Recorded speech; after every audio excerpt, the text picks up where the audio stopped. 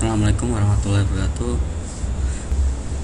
Pada kesempatan kali ini saya akan mencoba menerangkan bagaimana caranya mengubah proxy di Internet Explorer. Sebelumnya proxy sendiri itu adalah sebuah server yang akan meneruskan setiap permintaan kita kepada server yang lain yang ada di internet. Jadi nanti ketika kita mengakses suatu situs atau meminta request ke situs yang lain, itu yang akan terdeteksi oleh server lain itu adalah IP dari server proxy kita. Nah, sebelumnya buka dulu Internet Explorer. Untuk mengaturnya, ini ada icon setting, klik saja, kemudian ada menu internet option. Nah, di sini ada banyak tab, kita pilih tab connection, kemudian pilih di sini ada local area network setting, klik saja tombolnya, klik. Nah, di sini ini menggunakan proxy-nya otomatis, jadi tergantung dari server kita connect ke server mana. Namun ketika pada sebagian server itu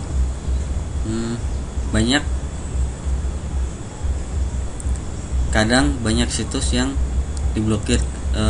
Sebagai contoh, kita ketika di kampus ataupun di kantor itu ada beberapa situs yang sebenarnya emang gak boleh dibuka ketika jam kerja. Nah, untuk supaya kita bisa membukanya, itu kita harus mengatur proxy-nya, jadi menggunakan proxy yang lain gitu. Nah, ini coba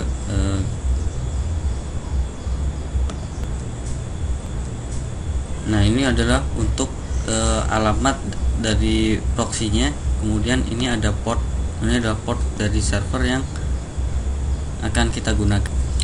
Jadi ini disesuaikan dengan port yang akan digunakan.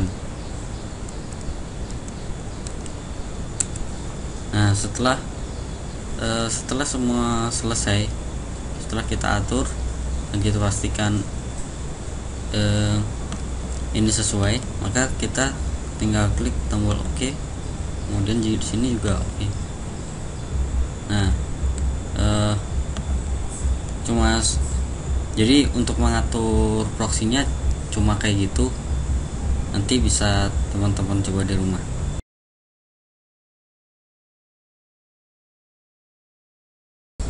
Nah, berikutnya saya akan mencoba menerangkan bagaimana caranya mengubah IP kita. IP sendiri adalah ID dari komputer kita ketika terhubung ke suatu jaringan server. Jadi setiap komputer yang terhubung ke suatu server itu mempunyai ID masing-masing yang akan membedakan dari setiap penggunanya atau setiap PC. Nah, untuk mengaturnya, klik aja di sini. Nah, kemudian change adapter setting.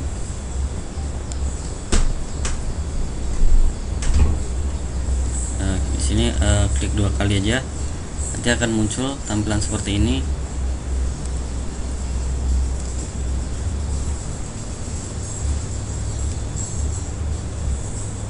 Kemudian klik properties.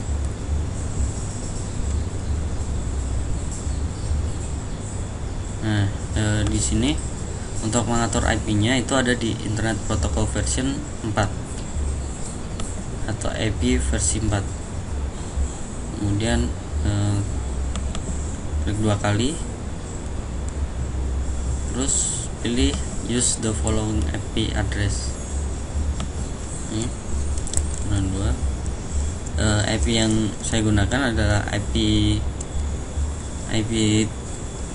kelas 4, kelas C maksudnya.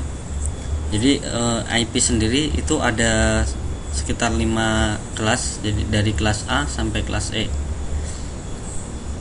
Untuk kelas A itu biasanya menggunakan 0 sampai 127, yang dimana 8 bit pertama itu untuk network ID dan 24 bit berikutnya itu untuk host ID. Kemudian untuk kelas B itu antara 128 sampai 191. Nah, kalau ini 16 bit pertama itu untuk network ID, kemudian 16 bit berikutnya itu untuk host ID. Kalau kelas C itu antara 128 sampai 198 sampai 233. Itu 24 bit pertama itu untuk network ID, kemudian 8 bit selanjutnya itu untuk host ID. Nah, untuk kelas D itu biasanya digunakan untuk multicasting. Jadi untuk ketika kita menggunakan satu aplikasi pada beberapa komputer secara bersamaan. Kemudian untuk kelas E itu digunakan untuk eksperimen dan dipersiapkan untuk IP di masa mendatang. Nah, ini IP saya adalah 192.168 43 100. Nah, untuk subnet mask itu default aja segini. Kemudian untuk gateway kita sebenarnya bisa lihat di sini.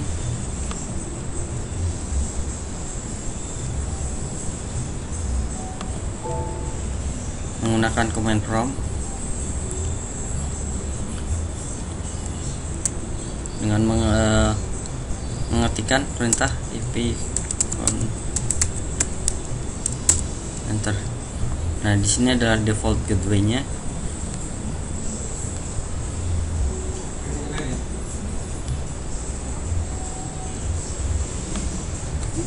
Nah, ini kita samakan saja.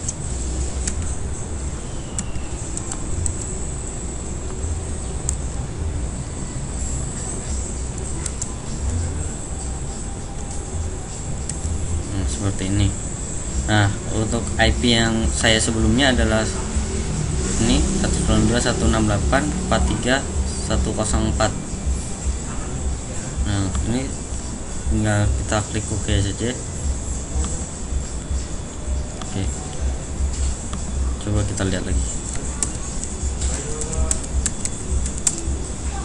Nah, ini akan terganti menjadi 100. Tadi kan 192.168.43.104. Oke, jadi untuk mengganti IP dari komputer kita itu juga cukup mudah. Nanti teman-teman bisa mencobanya sendiri.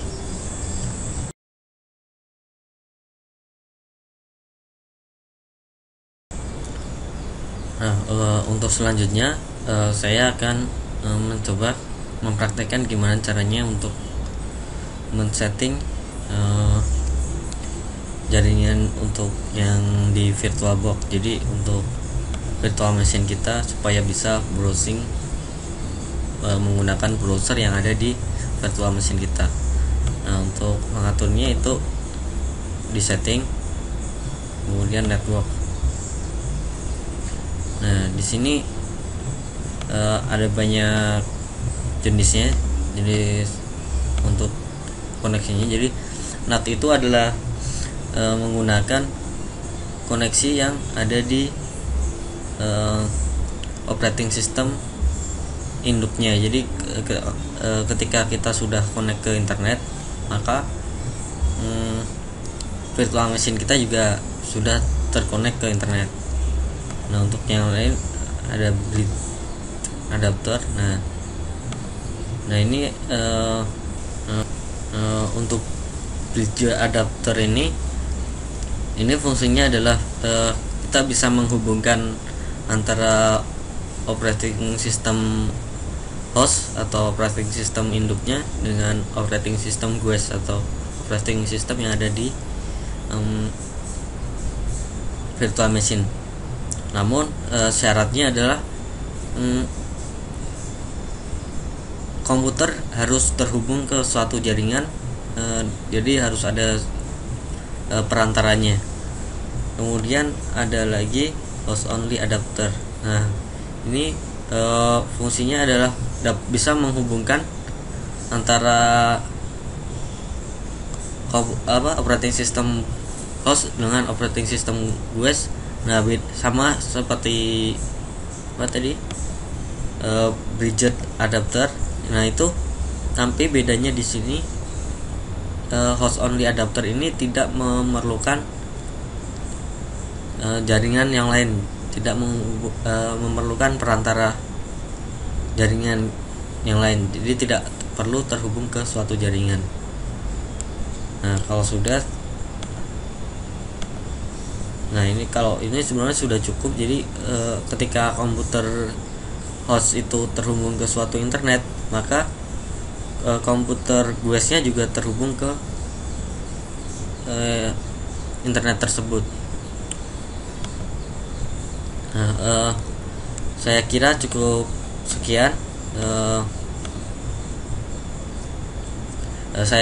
sekian. Kurang lebihnya saya mohon maaf. Wassalamualaikum warahmatullahi wabarakatuh.